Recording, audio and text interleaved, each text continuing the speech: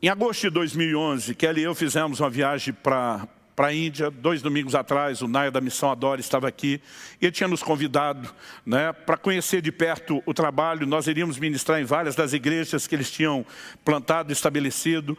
Kelly iria me acompanhar, não apenas pelo tempo e o tamanho da viagem. Ela também, né, havia se disposto a ajudar com a expertise dela na área de pedagogia, qualquer coisa que a escola lá precisasse. E a gente programou isso com o tempo. Mas à medida que foi chegando a data, eu lembro que eu comecei a vislumbrar a impossibilidade. A data que selecionamos, eu não tinha pensado nisso antes, em termos de logística e estratégia, né? O mês de agosto pega o meio das férias de verão da Europa, por onde nós passaríamos para ir para lá, né, com os voos. Ou seja, alta temporada, as passagens caras. Estamos falando de 11 anos atrás. Na época, minha passagem e a daquele junto eram, para não dizer 8.500, era R$ 8.496. E eu lembro que a gente estava se aproximando algo entre 2 a 1 mês antes do evento. E o Naya me liga, e aí, você vem ou não vem? Eu falei, amigo, eu não sei se eu vou. Ele disse, por que não? Eu falei, cara, as passagens estão muito caras, eu não tenho recurso, a coisa não clareou até agora, eu acho melhor a gente deixar para mais para frente. E eu lembro de uma atitude dele que me provocou. Eu não sei dizer se mexeu com meus brios, se me irritou, o que foi que aconteceu. Mas ele falou assim, meu amigo, se Deus falar para você não vir, ótimo, obedeça a Ele, está na paz. Mas se Deus não está falando para você não vir, você vai se curvar diante de uma circunstância, você que é o cara que prega fé, que já viu tanto milagre.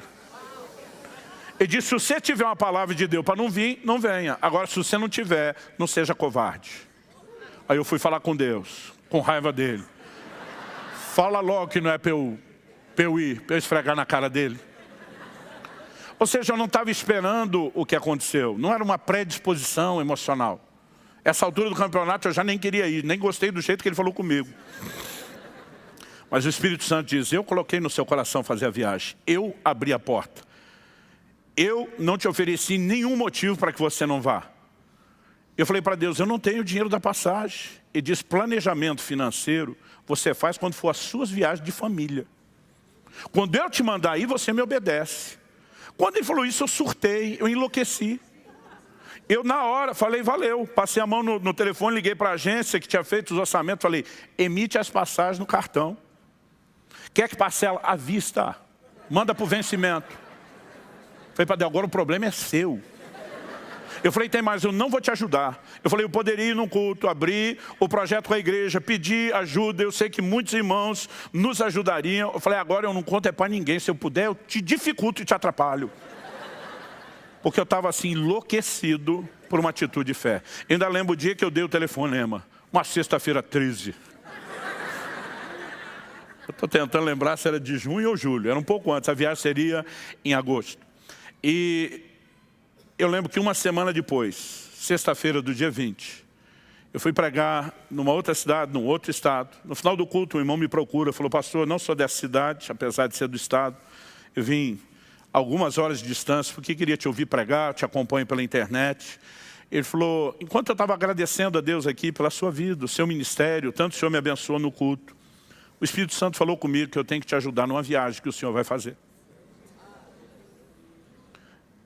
Ele falou, tem alguma viagem que o senhor vai fazer que precisa de ajuda? Eu falei, não preciso de ajuda nenhuma. Deus cuida de tudo o que Ele me manda fazer. Ele falou, pastor, ok, vamos mudar a palavra ajuda. O senhor vai fazer alguma viagem que a ajuda que Deus já providenciou ainda não chegou? Eu falei, tem uma. Ele falou, o senhor pode me passar um número de conta? Eu não vim com recurso, não estava esperando isso. Falei, claro, irmão, anota aí. Passei o número de conta para ele, era sexta-noite. Preguei a sexta e o sábado, vim o sábado à noite, ministrei os cultos de domingo na igreja. Na segunda de manhã, meu hábito, antes do almoço, eu sempre gastava um tempo para organizar as finanças e abri, acessei a conta bancária, estou checando o extrato, a movimentação, e eu levei um susto.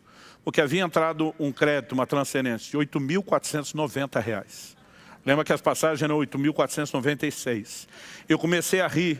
Kelly, preparando o almoço, falou, o que é que você está rindo? Falei, amor, sabe os 8.496 da viagem?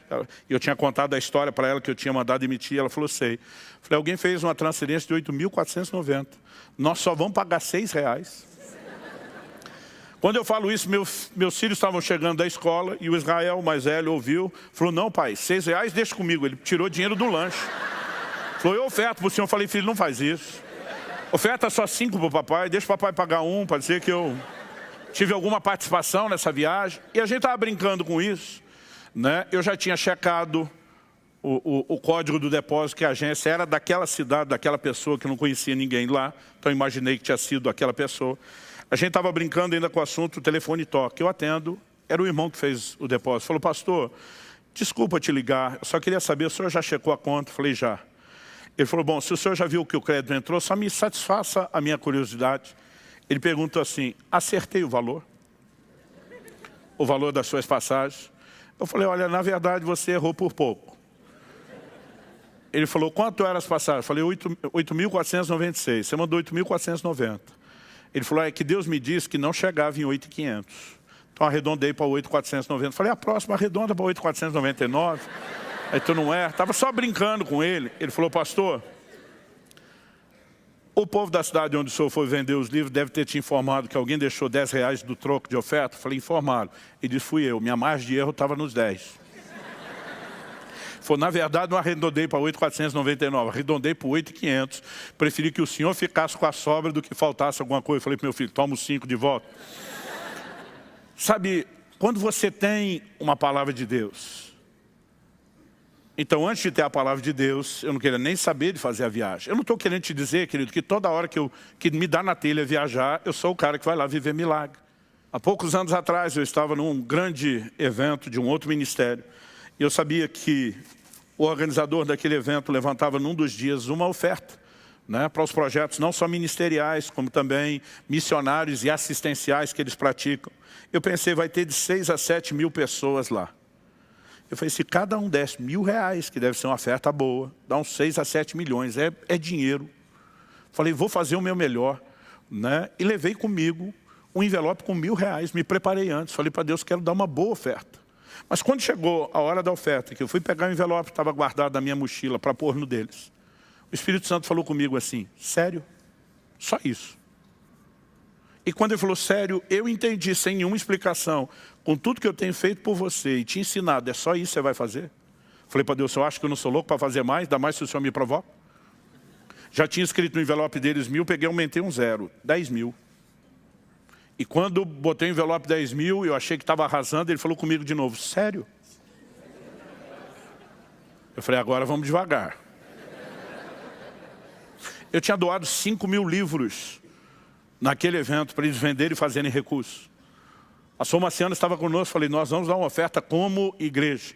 Falei para Deus, já dei os 5.000 livros. Ele falou, você não deu nada, quem deu foi a editora. Tem oferta da igreja, não é sua. Eu falei, ok.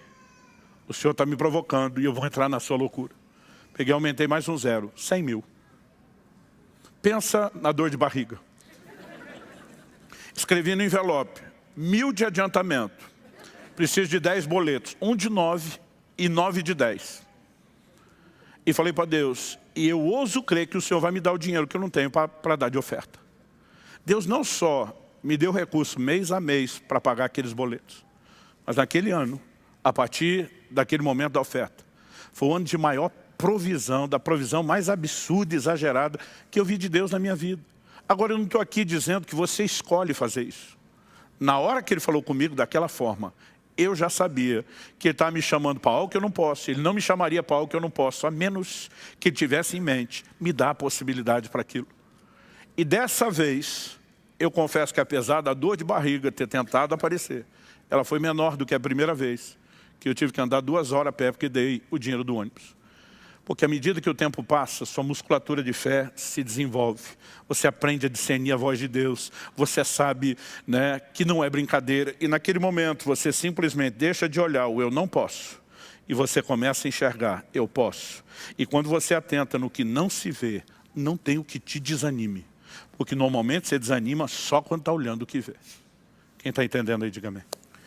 Eu prometi que durante todo o mês de junho eu ia pregar só sobre fé. Já é o 3º e último domingo que eu falo sobre o assunto. Eu só não prometi que ia parar em junho. Então só Deus sabe se a gente não vai esticar isso um pouco mais. Mas eu sinto Por que eu compartilhei essa experiência da oferta? Naquele dia o Senhor falou ao meu coração e disse, muitas vezes você tem exercido fé apenas para a sua provisão pessoal. Deus me disse, durante todos esses anos, operando milagres de provisão na sua vida pessoal, o meu interesse não é suprir só você, é treinar a sua fé, para que você com a sua fé coopere comigo para o avanço do meu reino. O Senhor me disse, se você não consegue crer na hora de ofertar no outro ministério, por que é que você ora para que as pessoas creem para ofertar no seu?